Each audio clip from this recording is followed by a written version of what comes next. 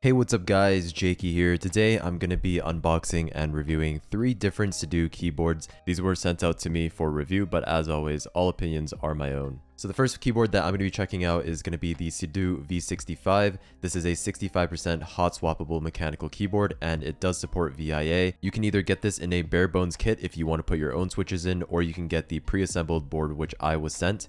And you can also choose between 2 different colorways, the retro gray and the moon white. And the V65 is currently retailing for $129 USD. So it is a gasket mount design and it does support wired and wireless modes as well. It does come with a 2.4 GHz dongle, so you can use this keyboard in wireless mode if you would like to do that. It is a polycarbonate plate as well with PBT keycaps. Let's get the box open here. This is what the board looks like itself. It is an aluminum case, so it does have quite a bit of heft to it with the premium build. In the box you will get a quick start guide, as well as some extra replacement rubber feet. You also get your 2.4 GHz dongle for wireless use, as well as a keycap and switch puller combo. And in the other box here, you do get a USB-C cable, braided, pretty nice quality cable there. Here's the V65 on the desk right here. This is what it looks like in the moon white. So the moon white is actually referring to the case here. If you go with the retro color, it will actually match more of the keycaps. And you can see here we have a 65% layout with the volume knob. Volume knob is tensioned pretty well, with defined steps, and it is tensioned quite tight, so it's very hard to accidentally hit it. And pressing down as well is also very nice and tactile. So the USB-C port is on the top left of the keyboard with a little switch to switch between the wireless mode and wired mode. And this is the bottom of the board. You have 4 rubber feet in the corner. And the switches inside of here are the Quark matte switch, which are a linear switch.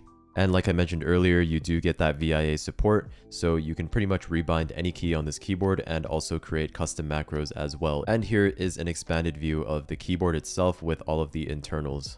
Alright guys, here is the V65 all plugged in. I did have to actually reset the board when I plugged it in, because when I first plugged it in, it wasn't turning on, but I had to hold down function and spacebar for 5 seconds to reset the board, and then it went into wired mode, and now it's turning on and working properly. So there are obviously hotkeys that you can do to turn on and off the LED, increase brightness and decrease brightness of the LED, and a bunch of other onboard shortcuts that you can do. But obviously, if you want that full customization, then you can download the VIA software. Anyways, this is what the keyboard looks like plugged in with all of the RGB on. It does look very nice. And now let's do a quick sound test of the board so that you guys can get an idea of how this keyboard sounds.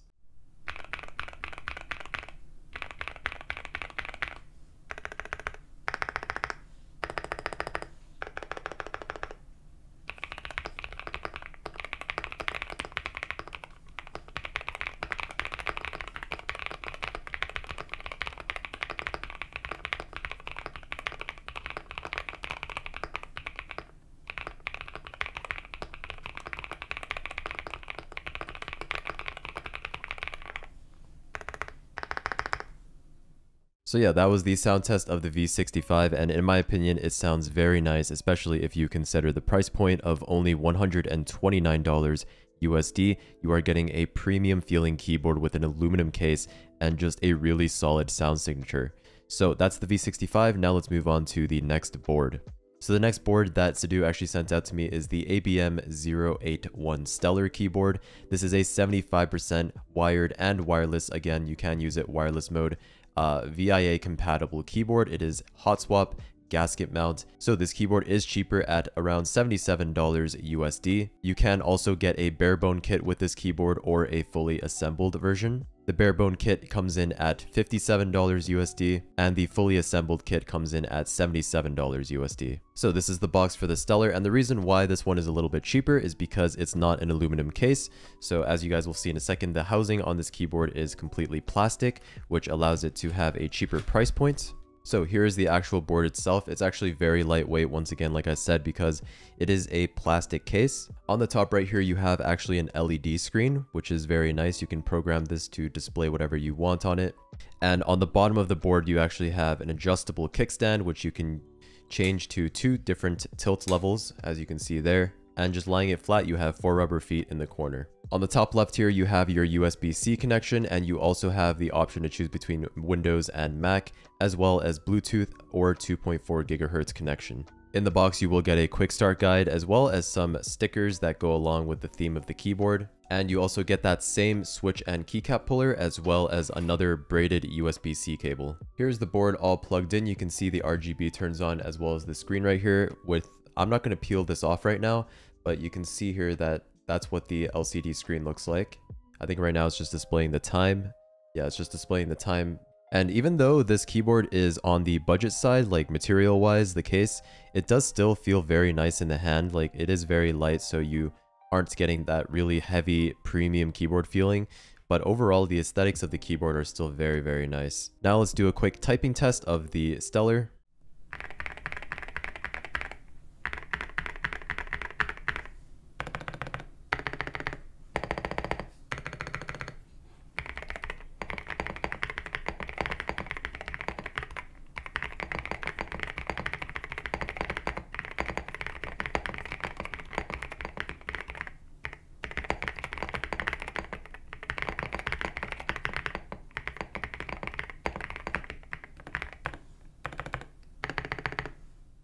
And yeah guys, that was the sound test of the Stellar. Honestly, it sounds very nice. You do have those pre-loop switches, and even though it's not an aluminum case, this keyboard actually does still have a very pleasing sound signature. Alright guys, now let's move on to the third board that was sent out to me by CIDOO, which is the V68. And I actually think this is the most interesting one that was sent out to me. So this is actually an Alice layout, which is pretty much a split board sort of, which will give you a more ergonomic typing experience. This keyboard again is compatible with VIA, and it's gasket mounted and hot swappable as well. And just like the other board shown today, it is wireless and wired as well, so you can use it with 2.4 gigahertz as well as a Bluetooth connection. A fully assembled V68 will cost you $130 USD, and the bare bones kit will cost you $125 USD. This keyboard weighs 1.82 kilograms, which is very heavy. This is an aluminum case, so you do get that premium build quality. You also get the volume knob here as well, and another LCD screen, which is very nice. And this is very crazy, especially given the price point, how premium these keyboards are. And overall, the sound signature and the typing experience that you get from this price point is very, very impressive.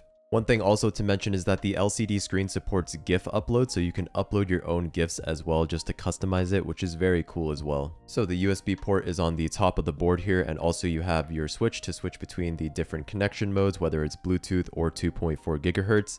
Of course, you also get your dongle on the top here, which is magnetic, and it actually fits into this tiny little slot in case you're ever traveling. On the bottom of the board, you get this brass weight, which actually looks very nice with the little logo here. Actually looks very clean, and then you get 4 rubber feet in the corners as well. The volume knob here is tensioned very well, just like the V65, with a tactile click as well. So let's get this board plugged in. Here's the board all plugged in. You can see the RGB turns on as well as that LCD screen right there, and you also get a little RGB ring on the bottom left here as well. Okay, now let's get into a quick sound test of the V68.